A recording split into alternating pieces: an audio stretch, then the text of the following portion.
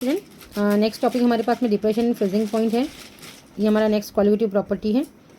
Same Rawls law पे हमारा इसका डिपेंड है कि वही हमको क्या करना है, नॉन वोलेटाइल सॉलिड को ऐड करना है। जैसे हमने यहाँ पे लिखा हुआ है, सुनिएगा, बुक में दिया हुआ है, at this temperature the vapour pressure of solid and liquid state of substances are equal and liquid and solid state को एग्जिट। एक्चुअल में क्या होता है, यहाँ पे हमने लिक्विड की जो हमारे पास स्टेट हमारे पास में हम एक जो टेम्परेचर हमारे पास में दिया हुआ है, जिसमें वेपर आपकी जो वेपर प्रेशर है सॉलिड का और लिक्विड का स्टेट है, उसका क्या ना दोनों का इक्वल कंडीशन आना चाहिए। ठीक है, इक्वल कंडीशन आने के लिए हमारे पास में क्या दिया हुआ है, हमको प्रेशर क्या करना पड़ेगा, डाउन करना पड़ेगा, क्योंकि वेपर प्रेशर ऑफ सॉल्वेंट जो होता है वो डिक्रीज होता है। तो हमारे पास में कब डिक्रीज होता है, तो उसका एक कारण है कि हम लोग क्या करते हैं कि when a non volatile substance, मतलब हमको क्या करना है जिसकी वेपर नहीं बनती है ना, when a non volatile substance added to the solvent then the vapour pressure of the solvent decreases.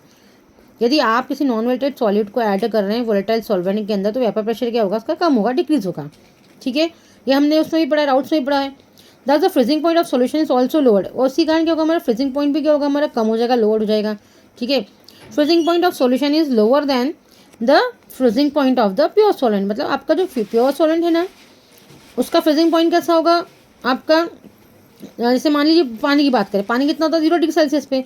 लेकिन यदि आपने कोई नॉन वोलेटाइल सॉलिड ऐड कर दिया, मान लो शुगर ऐड कर दी, मिल्क ऐड कर दिया, हम लोग आइसक्रीम बनाते हैं घर में, है ना, तो आप पानी की आइस क्यूब कन्वर्ट करेंगे तो जल्दी हो जाएगा। लेकिन यदि आपने मिल्क ऐड किया है और कस्टर्ड पाउडर डाल दिया उसके अंदर, है ना, शुगर ऐड कर दिया, तो वो क्या करेगा, उसका फ्रीजिंग पॉइंट को क्या करेगा, डाउन करेगा।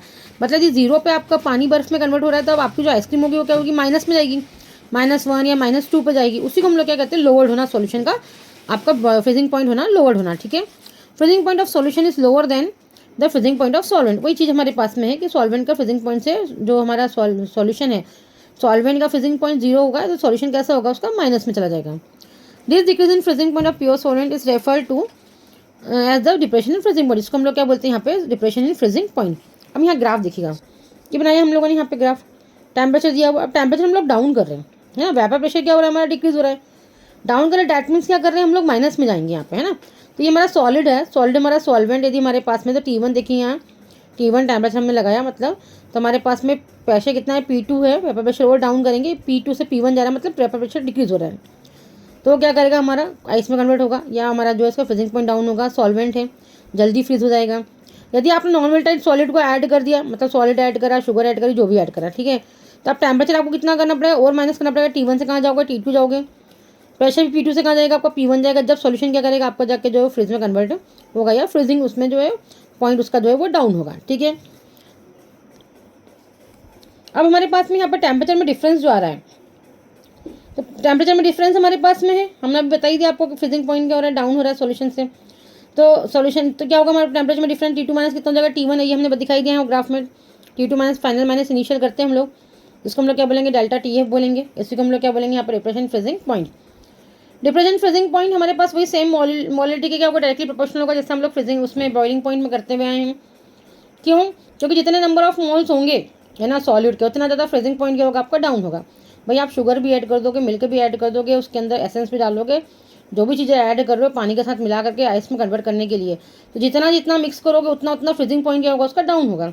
जिसको हम लोग क्या बोलते हैं, molality, the number of moles of solid can be dissolved in 1000 gram of solvent. वही डेफिनेशन सेम है, मोलिटी होगी हमारी पास में यहाँ पे, प्रोपोर्शन का साइन हटा दो, केफ कांस्टेंट लगाया, इसको हम लोग बोलते हैं क्रायोस्कोपिक कांस्टेंट। ठीक है, अब इसी का हम लोग क्वालिटेटिव प्रॉपर्टी में इसका यूज़ करेंगे। देखिएगा, हम लोगों ने फॉर्मूला लिया है, डेल्टा TF बराबर होता है हमारे पास में KF इंटू M है। ठीक है, अब हमको M मालूम है कितना होता है, 1000 इंटू WB, कल भी हम लोगों ने पढ़ा था इसको, MB इंटू WA हो गया। ठीक है, तो हमारे पास में फॉर्मूले में इसको हम लोग यदि फिट कर दें, डेल्टा TF इक्वल कितना हो जाएगा हमारे पास में, KF into 1000 into WB upon MB into WA। एक फॉर्मूला तो हमारे पास में ये डेवलप हो रहा है। नेक्स्ट फॉर्मूला, यदि हमको क्वालिटी प्रॉपर्टी निकालना है तो हम क्या करें, MB को बाहर ले आएँ।